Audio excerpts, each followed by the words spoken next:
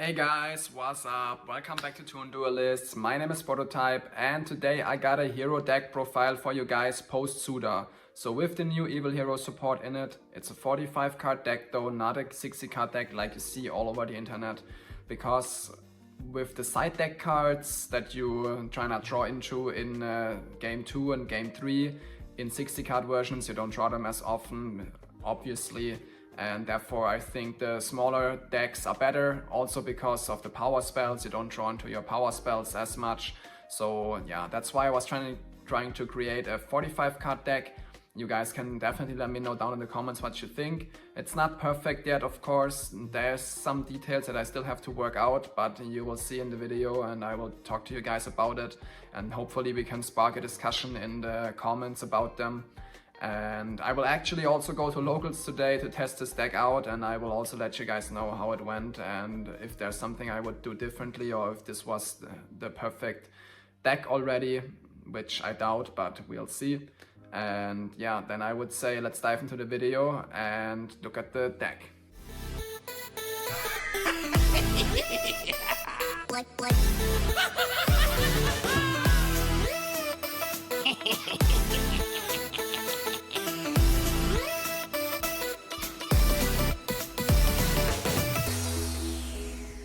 Alright guys, so let's start with our power spells. These are literally the reason why I don't want to play 60 cards, because these are cards that I always want to draw into, that I always want to see. And playing less cards of course just maximizes the chance of drawing them. So it's 3 copies of Evil Assault, 3 copies of Fusion Destiny and 3 copies of Hero Lives. All of them are 1-card starters.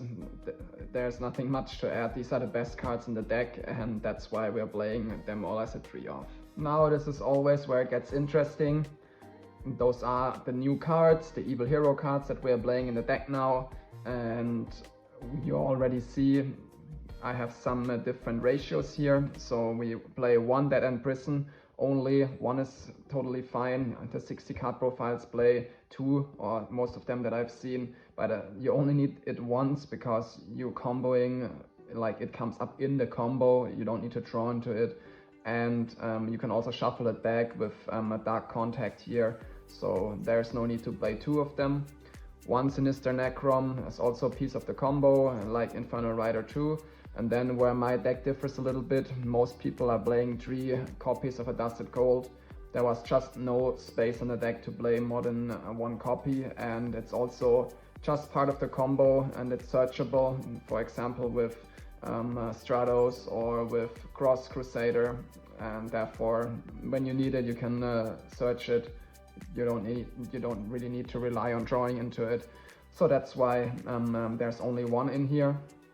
And then we play 1 Dark Fusion, of course, since you're searching it with Infernal Rider in your combo, 1 Dark Contact and 1 Dark Supremacy. And that's all the new evil heroes or new evil hero cards that we're playing in this deck. And you can do everything with this ratio here that the 60 card pile decks can do too, so we're not missing out on anything here.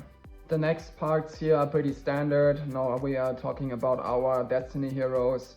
3 Malicious, 1 Denier, 1 Plasma, standard ratio, nothing to change here. Next, Division heroes, no real surprise here either. We're only playing 1 Increase now, since now the deck can play even if you draw into the Increase, you can still do the Evil Hero combos or the 1-card Vion combo, the 1-card Evil Assault combo and everything. So with drawing Increase, your hero deck doesn't die anymore, so that's why 1 copy is fine here. And of course we still need to able to fit other cards in here, and since it's a 45 card deck, it was pretty clear that Increase is gonna be cut to 1. Next up we have the Elemental Hero package here, just 1 copy of Stratos. There was just not more space to fit a 2nd or 3rd Stratos. I don't really know yet if that's gonna impact our consistency too much, and if I do have to play the 2nd and the 3rd Stratos, I will see that during testing and definitely update you guys about it. But for now we are only playing 1 copy because we basically want to summon it out with the Hero Lives, and that's it. We don't want to draw into it. And then the rest here is standard, I guess. 1 Shadow Mist, 1 Neos, 1 Favorite Contact. Okay, next up our one-offs. 1 Rhoda, of course, Best Searcher, just one mask change because it's part of the combo. Not all combos are using this card because when you play against Malice, you don't want to have a Dark Law on the field, and sometimes you have to make a decision between, oh, do I want to special summon a Dark Law out, or do I want to get the Omni Negate, the new trap? So yeah, it doesn't come up too often anymore. That's why you only play one copy, not a second and a third copy. One Polymerization and one Miracle Fusion. And last but not least, of the 45 card main deck, we got the non-engine. I'm playing 10 non-engine in here. 3 Ash Blossom, 3 Droplet, 3 Super Polys, and 1 Called by the Grave.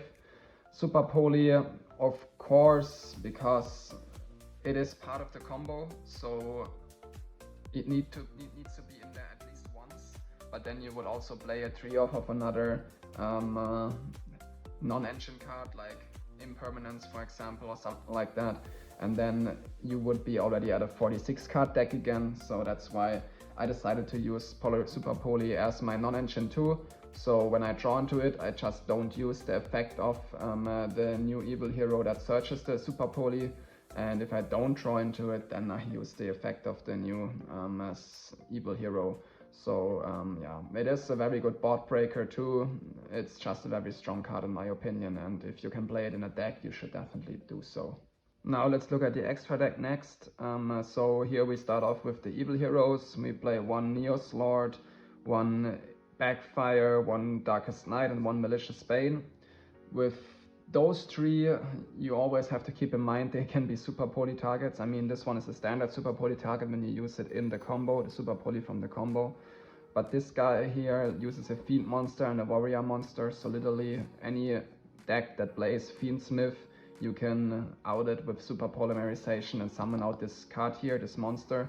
And then Malicious Bane requires a monster the level 5 or higher, so yeah, basically you can use everything but Xyz and Link cards from your opponents that's level 5 or higher to summon out Malicious Bane. So basically those are 2 more Super Poly targets, and then part of the combo you already know, and then this one too basically. Next up we have the 2 Super Poly targets, like the actual Super Poly targets that always work in here. 1 Mad Dragon, 1 Garura, and yeah, I mean standard Super Poly targets, that's when you draw the Super Poly and you don't use it with the new evil hero, then you just gonna use the Super Poly to summon out either one of those. They, like I said, they always work, and that's why Super Poly is so strong, because they cannot react to Super Poly. Next up we have 2 of our boss monsters, Dark Law and DPE. I mean, Dark Law we're not playing as much anymore since Malice is there, and also with the evil hero cards it doesn't come up as often anymore, but it used to be our biggest boss monster, and of course it's still strong, so we still play it. And then 1 DPE, I mean, you guys already know that's the best Destiny hero fusion there is. It's just insanely good, and especially in the grind game too, and it's part of our combo, and we summon it out every time.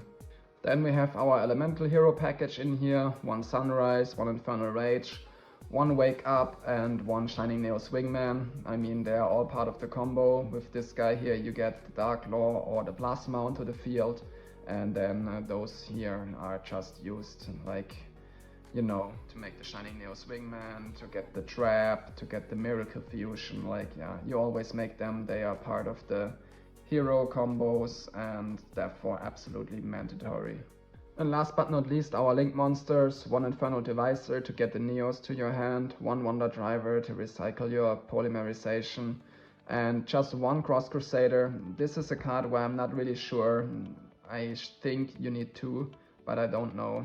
For now I'm only playing 1 because I didn't have more space in the extra deck. You guys can let me know if you would cut something else to play a 2nd Cross Crusader.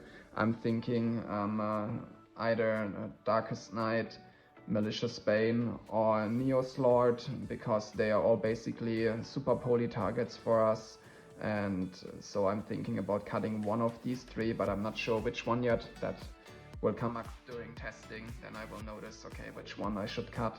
But yeah, you guys can let me know down in the comments what you think, which one I should cut, or if I should cut something else for a second Cross Crusader, or if you guys think just one Cross Crusader is fine, you don't need a second one. Yeah, that's something that will show eventually, and then I will update you guys as soon as I figure it out, or if somebody already knows what to do, then write it down in the comments. Now let's look at the side deck. In the side deck I'm playing 3 Triple Tactics Talents and 3 D-Force. Guys, D-Force is a card people sleep on, especially against Ryseal. When this card is on the field, Ryseal can't pop shit anymore.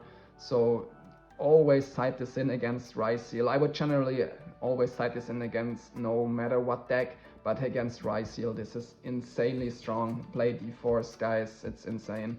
And then TTT, of course, to either get rid of a hand trap in their card after they used one already, or to draw 2 more cards if you cannot play anymore. Okay, so for going second, I'm playing 3 Dark Ruler no more, 3 Nibiru, 2 Lightning Storm and 1 Feather Duster. I mean, Dark Ruler no more is a no-brainer. It just basically lets you negate all your opponent's monsters, and then you can play and set up your own board and basically play like you're going first. Then Nib is very strong against Malice and also against Ryseal at the moment, that's why it's in there. And then Lightning Storm and Feather Duster is very good against Malice too, because Malice usually sets a bunch of cards in the back row. And you know, other decks that also are back row heavy, like Labyrinth and stuff like that, still sometimes comes up as a match, so you want to have something against them. What I don't have in here is a Lancea right now. I should play 3 Lancea for sure, but I don't know for which card in here. If I should take out the Nib, if I should take out the Lightning Storm and the Feather Duster, or if I should take out the Dark Ruler no more. So yeah. You guys can also let me know down in the comments what to do with Lancea, because it definitely is mandatory. I should definitely play it. But for now I have no idea. Like I said, let me know down in the comments. Alright guys, for the last part of this video I just want to show you the 3 cards that I'm not sure about cutting, the 2 Stratos and the 1 Cross Crusader. I'm cutting them for now since I don't have space for them, but I don't know if they are needed. Maybe during testing or during the locals I will notice, okay, no, they are mandatory, I need them for sure, and then of course I will let you guys know. But yeah, I also want to start a little discussion down in the comments about what other cards we could cut if we actually need them, because I do not want to go above 45 cards. And yeah, so just I'd be happy if you let me know down in the comments what you guys think.